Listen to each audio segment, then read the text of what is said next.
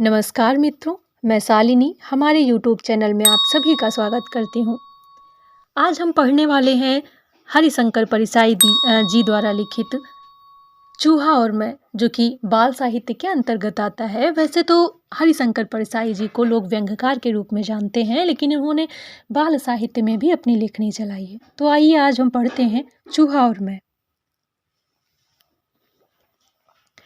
चाहता तो लेख का शीर्षक मैं और चूहा रख सकता था, पर मेरा अहंकार इस चूहे ने नीचा कर दिया। जो मैं नहीं कर सकता वह मेरे घर का ये चूहा कर लेता है। जो इस देश का सामान्य आदमी नहीं कर पाता वह इस चूहे ने मेरे साथ करके बता दिया। इस घर में एक मोटा चूहा है। जब छोटे भाई की पत्नी थी तब घर में खाना बनता था। इस बीच पारिवारिक दुर्घटनाओं, बहनों की मृत्यु आदि के कारण हम लोग बाहर रहे। इस चूहे ने अपना अधिकार मान लिया था कि मुझे खाने को इसी घर में मिलेगा। ऐसा अधिकार आदमी भी अभी तक नहीं मान पाया। चूहे ने मान लिया है। लगभग 45 दिन घर बंद रहा, तब मैं अकेला लौटा। घर खोला तो देखा कि चूहे ने काफ़ी क्रॉकरी फर्श पर गिराकर फोड़ डाली है। वह खाने की तलाश में भड़बड़ाता होगा, क्रॉकरी और डब्बों में खाना तलाशता होगा। उसे खाना नहीं मिलता होगा तो वह पड़ोस में कहीं कुछ खा लेता होगा और जीवित रहता होगा। पर घर उसने नहीं छोड़ा। उसने इसी घर को अपना घर मान लिया था। जब मैं घर में घुसा, बिजली जलाई तो मैंने देखा कि वह खुशी से चहकता हुआ यहाँ से वहाँ दौड़ रहा है। वो शायद समझ गया था कि अब इस घर में खाना बनेगा, डिब्बे खुलेंगे और उसकी खुराक उसे मिल जाएगी। दिन भर वह आनंद से सारे घर में घूमता रहा। मैं देख रहा था कि उसके उल्लास मुझे भी अच्छा ही लगा। पर घर में खाना बनना शुरू नहीं हुआ। मैं अकेला था। बहन के यहाँ, जो पास में ही रहती थी, दोपहर को भोजन कर लेता। रात को देर से खाता हूँ तो बहन डब्बा भेज देती है। खाना खाकर मैं डब्बा बंद करके रख देता। चूहा राम निराश हो रहे थे। सोचते होंगे ये कैसा घर है, आदमी आ गया है, रोशनी भी है, पर खाना नहीं बनता है। खाना बनता तो कुछ बिखरे दाने या रोटी के टुकड़े उसे मिल जाते। मुझे एक नया अनुभव हुआ। रात को चूहा बार बार आता और सिर की तरफ मच्छरदानी पर चढ़कर कुल बुलाता। रात में कई बार मेरी नींद टूटी। मैं उसे भगाता, पर थोड़ी देर बाद वह फिर आ जाता और सिर के पास हलचल करने लगता। वह भूखा था, मगर उसे सिर और पाँव की समझ कैसे आई।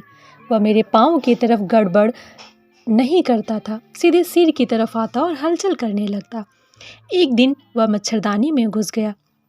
मैं बड़ा परेशान, क्या करूं? इसे मारूं या कहीं किसी अलमारी के नीचे मर गया तो सड़ेगा और सारा घर दुर्गंध से भर जाएगा। फिर भारी अलमारी हटाकर इसे निकालना पड़ेगा। चूहा दिन भर भड़बड़ाता और रात को मुझे तंग करता। मुझे नींद आती, मगर चूहा राम मेरे सिर के पास भड़बड़ाने लगते। आखिर एक दिन मुझे समझ में आया कि चूहे को खाने को चाहिए। उसने इस घर को अपना घर मान लिया है। वह अपने अधिकारों के प्रति सचेत है और वह रात को मेरे सिरहाने आकर शायद कहता है, क्यों बे, तू आ गया है, भर पेट खा रहा है, मगर मैं भूखा मर रहा हूँ और इस घर का मैं सदस्य हूँ, मेरा भी हक है, मैं तेरी नींद हराम कर दूंगा। तब मैंने उसकी मांग पूरी करने की तरकीब निकाली। रात को मैंने भोजन का डब्बा खोला तो पापड़ के कुछ टुकड़े यहाँ वहाँ डाल दिए।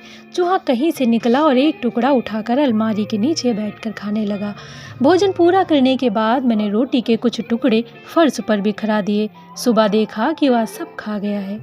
एक दिन बहन ने चावल के पापड़ भेजे। मैंने 3-4 टुकड़े फर्श पर डाल दिए। चूहा आया, सूंघा और लौट गया। उसे चावल के पापड़ पसंद नहीं। मैंने चूहे की पसंद से चमत्कृत रह गया। मैंने रोटी के कुछ टुकड़े डाल दिए। वह एक के बाद एक टुकड़ा लेकर जाने लगा। अब ये रोजमर्रा का काम हो गया। मैं डब्बा खोला तो चूहा निकल कर देखने लगता। मैं 1-2 टुकड़े डाल देता, वह उठा कर ले जाता, पर इससे उसकी भूख शांत नहीं होती थी।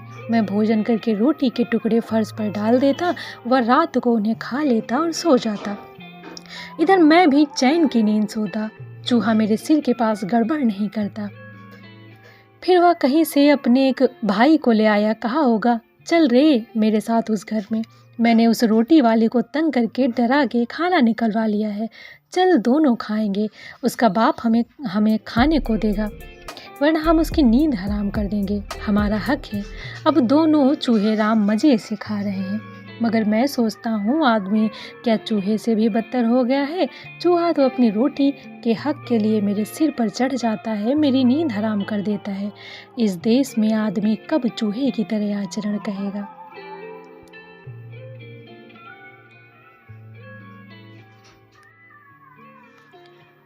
कहानी यहीं पर समाप्त होती है। आज के लिए इतना ही। मिलते हैं फिर नई कहानी के साथ।